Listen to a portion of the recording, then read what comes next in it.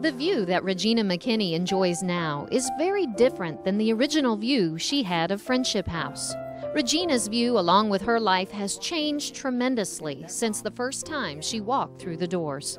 She sits in her office where it's her job and life's mission to help women who are currently battling the same addictions that she knows all too well. Regina's passion for helping others is one of the many characteristics that make her a 2009 mental health champion. And Regina is really the heart and soul of this organization. We call her the Queen Bee, and part of that is because she understands what our women have been through. She's been there herself. She's hard to fool. She can be tough, but she's also really loving. I respect her. She is very committed to the work she does. The women here and the children are her first priority.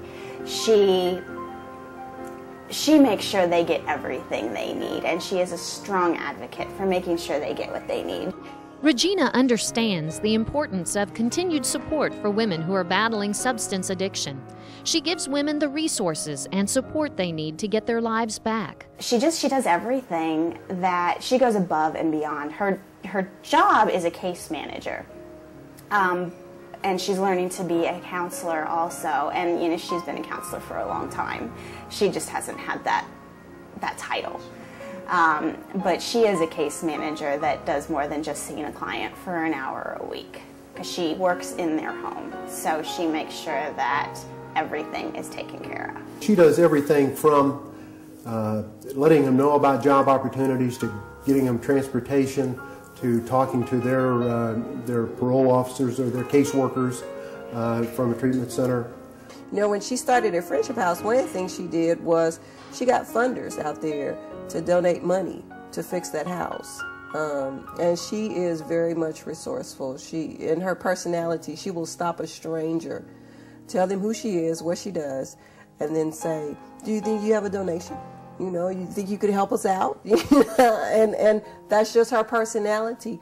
And I don't know of anybody at this point who has turned her down. Regina's trials in her own life lend to her ability to identify and help other women who may be going through some of the same situations that she has overcome.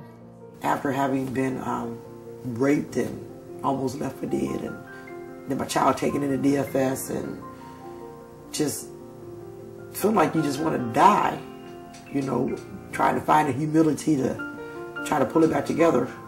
I went to treatment, and it was a 90-day program. So I went for 90 days, and I remember going in saying, where's that place y'all told me about before? I was ready. I wanted my life back. I think her openness and her ability to share her story, and her willingness to share her story and her struggles, and to let women know that you can do it, and that she's still a real person. She's still the same person that she was, with some changes. Regina's faith in God has been a major source of strength in her life. She is the superintendent of the Sunday school program and president of outreach ministries at her church. Her pastor has known her since the time she first entered drug rehab and can attest to the wonderful accomplishments Regina has achieved. I've noticed from the rather rough edges at the beginning, she's grown tremendously. During the time that she's been here, Regina's always been an active and a strong-willed type of person. A lot of drive and a lot of initiative. And she's one that likes to get the job done.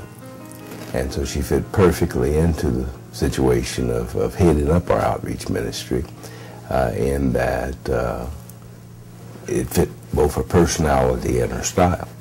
She's strong in her faith. And I think whatever she puts her mind to, she can do. She's determined. That is one of her strengths. She is determined to get the job done.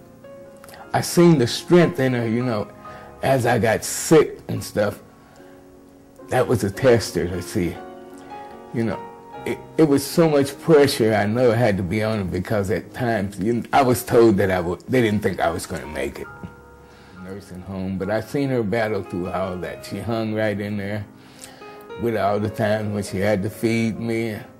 and the time she had to give me baths and shower, you know, a lot of things that really could have broke her down, could have sent her right back out there.